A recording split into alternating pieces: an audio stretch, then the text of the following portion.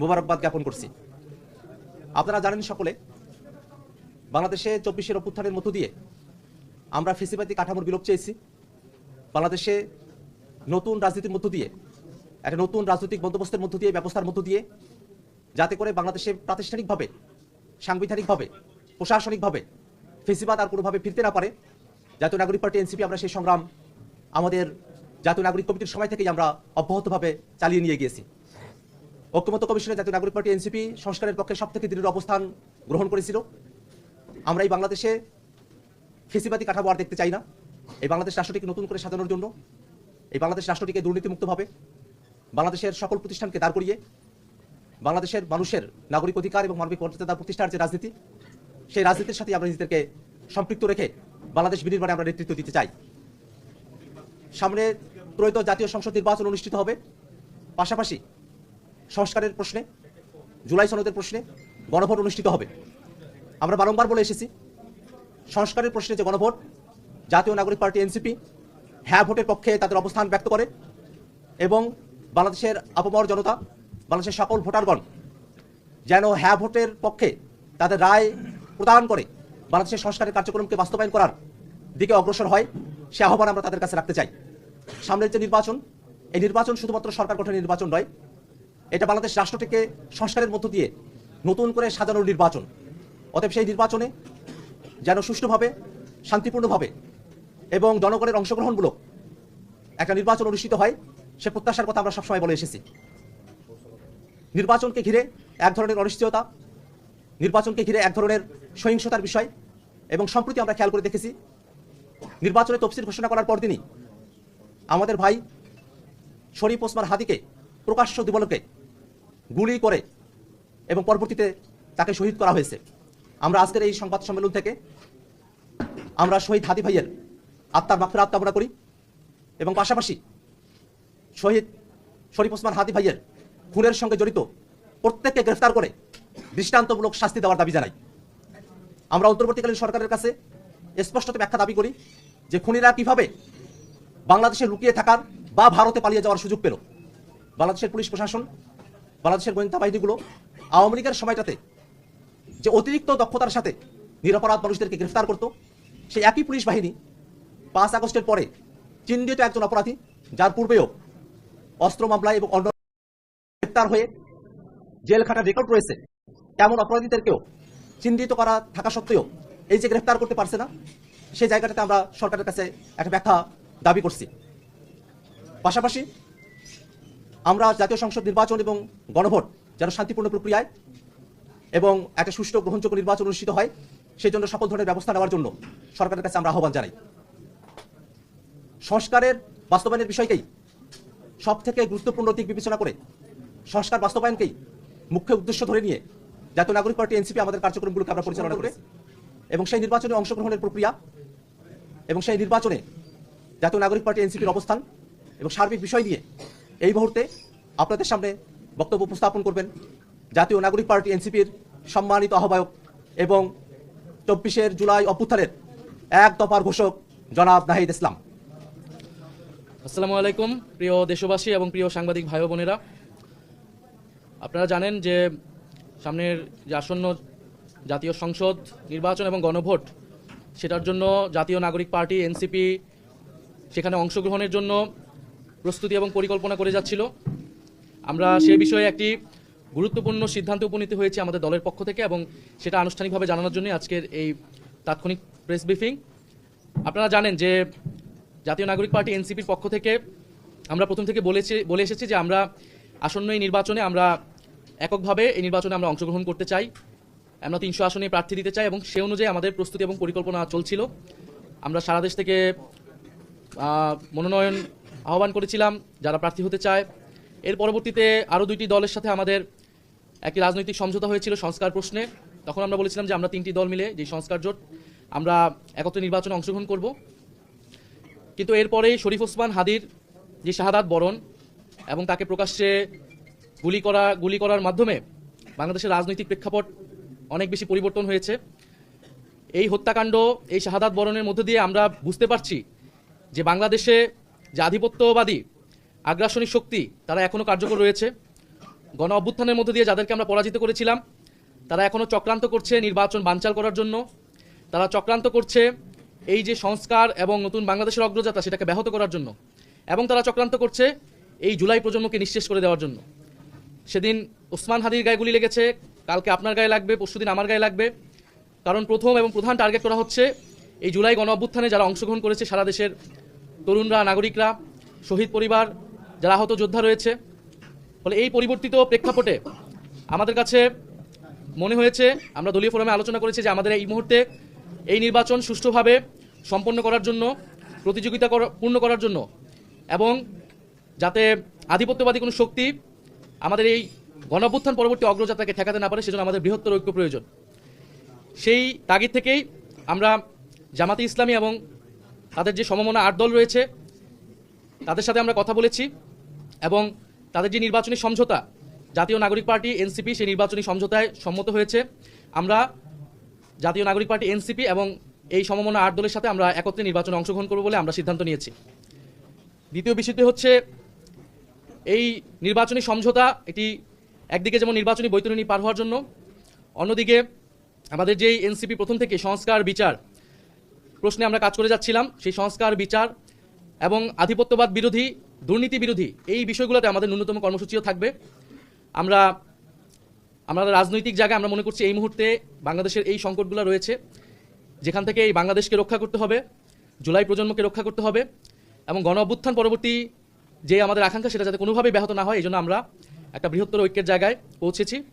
আমরা আজকে আনুষ্ঠানিকভাবে আমরা শুধু এই ঘোষণাটি দিচ্ছি। ঘোষণাটি অলরেডি সমমনা 8 দলের প্রেস ব্রিফিং থেকে আপনারা জানতে পেরেছেন। আমরা আগামীকাল হচ্ছে আমাদের যে প্রার্থীর বিষয়টা আছে সেটা আমরা চূড়ান্তভাবে আপনারা ঘোষণা দিব, এবং সমঝোতায় আমাদের যে প্রার্থী তারাই নমিনেশন ফর্ম জমা দিবেন, এবং সারা বাংলাদেশে আমরা একত্র নির্বাচনে অংশগ্রহণ করব, এবং জাতীয় নাগরিক পার্টি এবং তাদের সহযোগী সংগঠন গণভোটের পক্ষে ক্যাম্পেইন করবে, এবং যেখানে আমাদের প্রার্থী থাকবে না সেখানে অন্য যারা প্রার্থী থাকবেন এই সমঝোতা তাদেরকে সহায়তা করবেন, তাদের পক্ষে ক্যাম্পেইন করবেন। আমাদের এই আনুষ্ঠানিক ঘোষণাটার জন্যই প্রেস ব্রিফিং। আপনাদের যদি প্রশ্ন থাকে সেই প্রশ্নের প্রেক্ষিতে হয়তো আমরা পরিচয় দিয়ে প্রশ্ন করবেন। আচ্ছা, আমি জাহিদ এখন থেকে কাজ করি। আমার প্রশ্ন হচ্ছে যে অনেকেই আপনাদের এই সিদ্ধান্তকে আজ করতে পেরে অনেকেই মনোনয়ন প্রত্যাহার করেছে, দল ত্যাগ করেছে, কেউ হয়তো ভিডিও দিয়েছে ইন্টারনালি। এটা কি মনে হয় আপনাদের মধ্যে এনসিপির মধ্যে এটা ফ্র্যাকশন হয়ে গেল, একটা ভাঙনের সুর কি আমরা দেখতে পাচ্ছি এর মধ্যে? আমরা জাতীয় নাগরিক পার্টি এনসিপির যেই নির্বাহী বডি রয়েছে আমরা সেখানে এটা আলোচনা করেছি, এবং আমরা কিন্তু এখানে সংখ্যাগরিষ্ঠের মতামতের ভিত্তিতেই এই সিদ্ধান্তে উপনীত হয়েছি। এবং যখন যে কোনো বিষয়ে মতামত নেওয়ার ক্ষেত্রে অনেকের ভেটো থাকতে পারে, বিরোধিতা থাকতে পারে, সেক্ষেত্রে তিনি নির্বাচন করবেন কিনা, দলে থাকবেন কিনা, এটা একান্তই তার ব্যক্তিগত সিদ্ধান্ত। আমরা মনে করি যে আমরা সারা বাংলাদেশ থেকে জাতীয় নাগরিক পার্টির যারা নেতাকর্মী রয়েছেন, জাতীয় নাগরিক পার্টি এনসিপি সহযোগী সংগঠন এবং তার কেন্দ্রীয় কমিটি সবাই এই সিদ্ধান্তের সাথে ঐক্যমত রয়েছে। নাহিদ ইসলাম, আমি খবরের কাগজে কাজ করি। আমার প্রশ্ন হচ্ছে যে দল থেকে যারা পদত্যাগ করে স্বতন্ত্র নির্বাচনের ঘোষণা দিচ্ছেন সেখানে আপনারা প্রার্থী দেবেন কিনা? সেটা তো আসলে স্বতন্ত্র কে করছে বা সেই অনুযায়ী তো আমরা এই আসন বা প্রার্থী ঠিক করব না। আমরা আমাদের যে লক্ষ্য উদ্দেশ্য সেই লক্ষ্য উদ্দেশ্যে যারা ঐক্যমত এবং যারা নির্বাচনে জয়লাভের সম্ভাবনা বেশি থাকবে, মাঠে কাজ করেছে এতদিন, প্রার্থী হিসেবে জনগণের কাছে তারা নিজেদেরকে গ্রহণযোগ্য হিসেবে পরিচিতি লাভ করাতে পেরেছে, আমরা তাদের মধ্যে থেকে আমাদের যারা সর্বোচ্চ যারা ভালো তাদেরকে আমরা প্রার্থিতা দিব। এনসিপি যখন প্রথম তৈরি হয়েছে তখন আমরা নতুন নয়া বন্দোবস্তের কথা বলছিলাম যে বাইনারি ভাঙার জন্য আওয়ামী লীগ, বিএনপি, জামাত তিনটি বড় বড় দল ছিল। এখন এই যে আপনারা আধিপত্যবাদ বিরোধী এবং বৃহত্তর ঐক্য এই দুটো পয়েন্টে যে আমাদের সাথে যোগ দিচ্ছে, নয়া বন্দোবস্তের ডেফিনিশন চেঞ্জ হচ্ছে কিনা? যোগ দিচ্ছে না। আমরা বলেছি যে গণ অভ্যুত্থানের মধ্যে দিয়ে আমরা নতুন বন্দোবস্ত প্রতিষ্ঠা করতে চাই, যেটা গণতান্ত্রিক, যেটা বৈষম্যহীন, যেটা অন্তর্ভুক্তিমূলক, এবং ফ্যাসিবাদী কাঠামোটা ভেঙে আমরা বাংলাদেশ রাষ্ট্রের সংস্কার করতে চেয়েছি। সেটার জন্য কিন্তু আমরা ঐক্যমত কমিশনে সেটার পক্ষে দৃঢ় অবস্থান নিয়েছি। আমরা কিন্তু এটা অনেক আগেই বলেছি, স্বীকার করেছি যে আমরা গণ অভ্যুত্থানের পরবর্তী সময় আমাদের যে আকাঙ্ক্ষা ছিল সামগ্রিকভাবে সেটা কিন্তু আমরা এই সময়ের মধ্যে বাস্তবায়ন করতে পারিনি। ফলে আমাদের এই লড়াই, আমাদের এই পথ চলাটা দীর্ঘমেয়াদী, এবং যদি পুরনো দলগুলা আমাদের এই গণ অভ্যুত্থানের আকাঙ্ক্ষা এবং নতুন বন্দোবস্তের আকাঙ্ক্ষায় তারা যোগ দেয়, তারা সংহতি এবং সম্মতি প্রকাশ করে, সেক্ষেত্রে তো আমরাও সেটার সাথে ঐক্যমত প্রকাশ করব। কারণ এই বাংলাদেশটা তো আমরা সকলকে মিলিয়ে করতে চাই। ফলে আমাদের লক্ষ্যটার সাথে যদি সবাই ঐক্যমত হয়, আমরা তো এটা বিএনপিকে আহ্বান জানিয়েছি, আমরা জামাতকে আহ্বান জানিয়েছি যে গণ অভ্যুত্থানের পরে আমাদের লক্ষ্য কর্মসূচি হতে হবে গণ অভ্যুত্থানের পথ ধরে, এবং ঐক্যমত কমিশনে সেটার জন্য আমরা সর্বাত্মকভাবে চেষ্টা করেছি। আগামী নির্বাচনে আমরা চাই গণভোটের পক্ষে, হ্যাঁ পক্ষে আমরা সবাই মিলে কাজ করব, এবং জুলাই সনদে আমরা যে প্রতিশ্রুতি দিয়েছি সেই প্রতিশ্রুতি বাস্তবায়ন করব। এছাড়াও আমাদের পুরো সংস্কারের এবং দুর্নীতি বিরোধী যে লড়াই শুরু হয়েছে সেটার অগ্রযাত্রা অব্যাহত থাকবে। আচ্ছা, দুইটা প্রশ্ন একসাথে। প্রথম অংশ ছিল গেল কয়েকদিন ধরেই যেমন গণতান্ত্রিক সংস্কার জোট, সেটার মধ্যে কিন্তু আসলে বলা হয়েছে যে আমরা এককভাবেই যাচ্ছি। দ্বিতীয়ত হচ্ছে 125 জনের নাম ঘোষণা করা হয়েছে। তার মানে এই সিদ্ধান্তটা হয়তোবা খুবই রিসেন্ট সিদ্ধান্ত, আলোচনা অনেকদিন আগে থেকেই চলছিল। দুই এবং তৃতীয়ত হচ্ছে যে এনসিপির সাথে যদি হচ্ছে জামাতের জোট হয়, জোট হওয়ার পর বিরোধী দল বা হচ্ছে হলো সরকারি দলে যদি আসা হয়, সেক্ষেত্রে এনসিপির অবস্থাটা কই থাকবে? সেক্ষেত্রে কি জামাত বেশি প্রাধান্য বিস্তার করবে কিনা বা এনসিপি প্রাধান্য বিস্তার করবে কিনা, এই সমস্ত বিষয়গুলো নিয়ে আপনাদের পরিকল্পনা বা কি ভেবেছেন? আমরা এই বিষয়গুলো আলোচনার মধ্যে রয়েছে। আপনি যেটা বলেছেন এটা কিন্তু খুবই রিসেন্ট সময়ে আমাদের সিদ্ধান্তটা নিতে হয়েছে, কারণ পরিবর্তিত রাজনৈতিক প্রেক্ষাপট অনুযায়ী।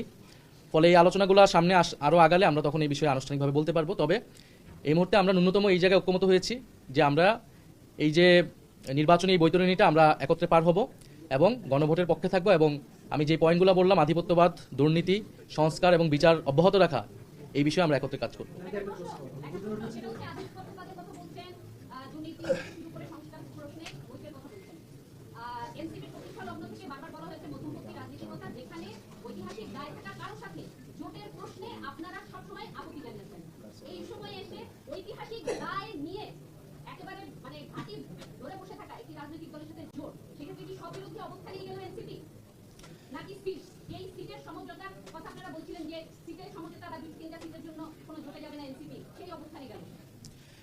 এনসিপি তার অবস্থানেই আছে এবং এনসিপির সাথে আমরা একটা বৃহত্তর ঐক্য করেছি বাংলাদেশের বর্তমান প্রেক্ষাপট অনুযায়ী, এবং যেটা মূলত নির্বাচনকে কেন্দ্র করেই। ফলে নির্বাচনকে কেন্দ্র করেই আমাদের এই যাত্রাটা থাকবে, কিন্তু এনসিপি তার লক্ষ্য আদর্শ অনুযায়ী কাজ করবে, অন্য দলগুলো তার লক্ষ্য আদর্শ অনুযায়ী কাজ করবে।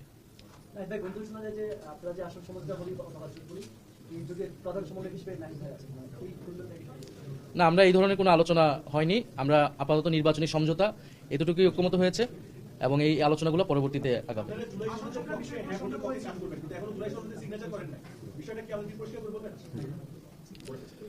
জুলাই সনদের যেই বিষয়বস্তু ছিল সেই বিষয়বস্তুর সাথে কিন্তু আমরা পূর্ণাঙ্গভাবে ঐক্যমত পোষণ করেছি এবং সেটার পক্ষে আমরাই সবচেয়ে দৃঢ় অবস্থান সবসময় জানিয়েছি।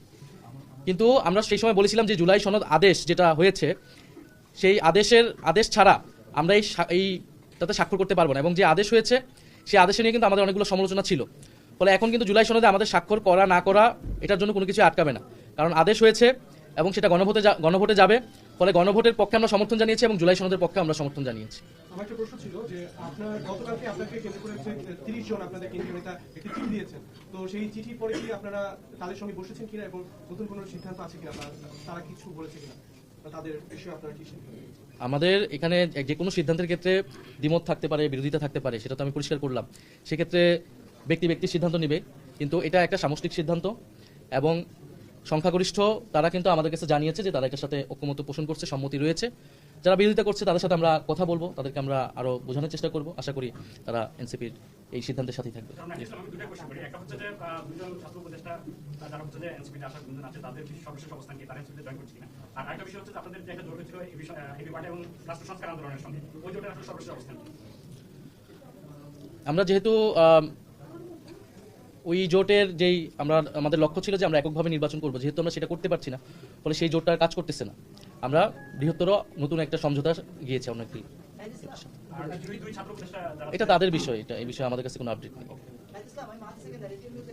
আমার প্রশ্নটি হলো জামাতের ধর্মভিত্তিক রাজনৈতিক সংগঠন আর জুলাই স্পিরিটের সাথে এই ধর্মভিত্তিক রাজনৈতিক সংগঠনের মতাদর্শগত জায়গাও পার্থক্য আছে। সেক্ষেত্রে আপনাদের একসাথে ঐক্য হলে সরকার গঠন করা বিরোধী দলে কোনো কনফ্লিক্ট অফ ইন্টারেস্টের জায়গা ছড়িয়ে মতভেদ থাকবে বা এই জায়গাটা কিভাবে? আমি তো এটা পরিষ্কার করেছি, আমাদের ন্যূনতম কিছু বিষয়ে ঐক্যমত রয়েছে। আমরা তো এটা সামগ্রিক বিষয়ে কোনো ঐক্য বা আদর্শিক ঐক্য হয়নি, এটা একটা নির্বাচনী সমঝোতা। ন্যূনতম এই বিষয়গুলোতে আমরা ঐক্যমত পোষণ করেছি আমরা এবং একত্রে নির্বাচনী যাত্রা আমরা পার করতেছি। ধন্যবাদ।